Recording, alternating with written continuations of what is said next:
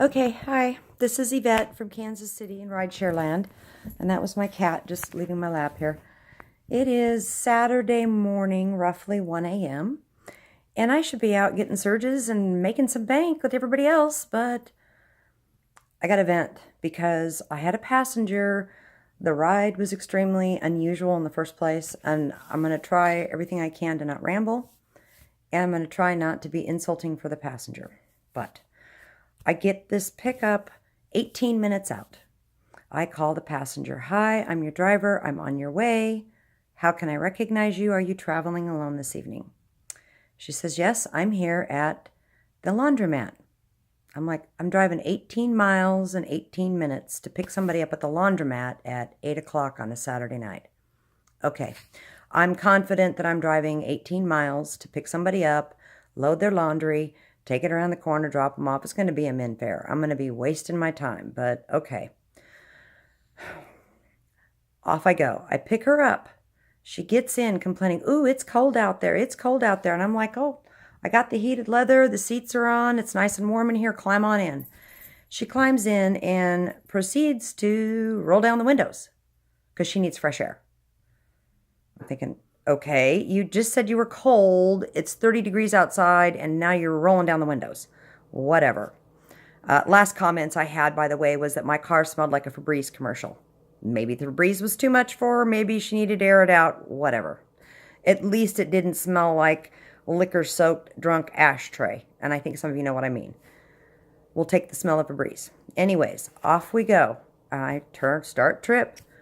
We're actually turning around and going right straight back to where I just came from, where I was sitting when I got a ride.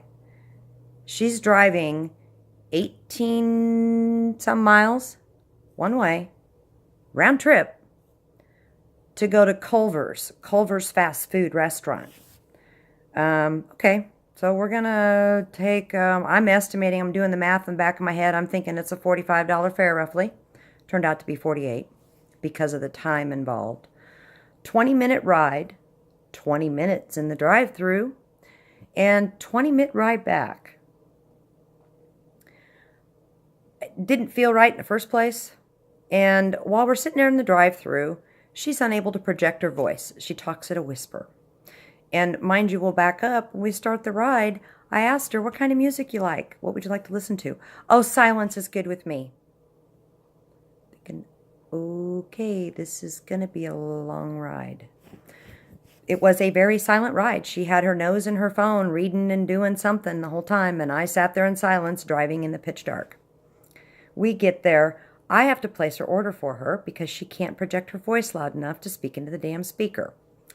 It turns out that apparently we are coming back to Culver's because she was at Culver's already earlier that day. Her order, by the way, was a $45 fast food order and was 4 meals. $45 order for one person. So I place her order through the drive-thru. We get to the drive-thru. She settles up with the manager based on complaint because she was in earlier in the day and ordered the same thing. But the order was wrong. So now she's back again on a $45+ Uber ride, mind you, to get her free food again. I'm thinking, yes, whatever. Get her food, off we go, end trip.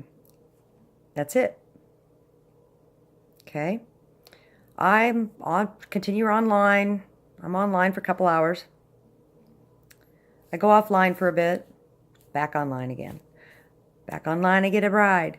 I'm in mid-trip, and Uber's trying to log me off mid-trip, and I'm thinking, what's up with this? I get there, I deliver that last ride, end trip, go to log back in and start heading back downtown, and I'm deactivated. I get an email. Well, I had to call Uber support. Thankfully, yes, they are 24 hours. There was somebody there to answer the phone. All she really did was put me on hold and tell me, sorry, check your email. Somebody will be in touch. Apparently, I was drunk and inebriated, and I'm not the only driver of recently here in the Kansas City market.